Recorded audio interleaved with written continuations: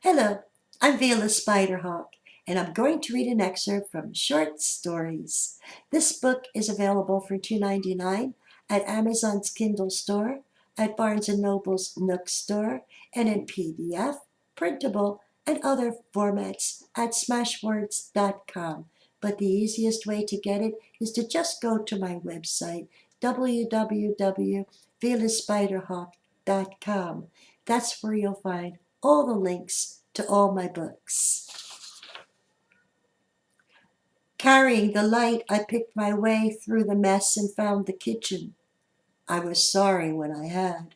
My stomach lurched at the stench.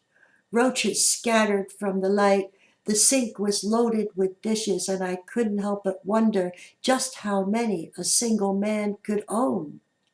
Used utensils and cups lay helter-skelter on the floor, along with laundry and old newspapers and shoes. I checked the cupboard and found droppings from some species of rodent and an unopened tin of sauerkraut. The stove was crackling with dried gunk. Half-empty pots stacked in each other. Giving up on eating there, I stumbled back to the couch and fell asleep, and there I stayed until midday.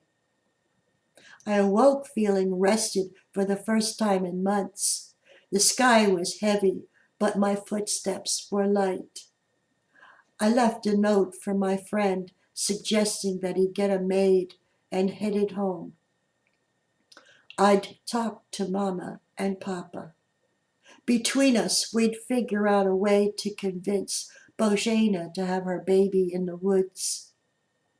When I entered our house, I was grateful for the order, for the sparkling windows, for floors that Mama scrubbed and often waxed. I was suddenly aware of all the work my mother did to keep clothes for 13 people washed and ironed. Unexpectedly appreciative of all the household chores Judy had mentioned when she'd spoken of my mother, I gave a prayer of thanks to Mama and apologized to Judy for the flippant words I'd thought but had not said. I found my mother in the kitchen, washing up the lunchtime dishes, and surprised her by offering to dry. "Where's Bogdan?" I asked in an offhanded tone, so she wouldn't probe to find out what was wrong. "I tried to stop her," she objected, dropping the bowl she'd been washing back into the soapy water. "She said she had a premonition. She said she had to go right then." Fear distorted her whole face. "She couldn't wait for anyone." She wrung her hands in her apron. "I'm so worried." Again, this is from Short Stories.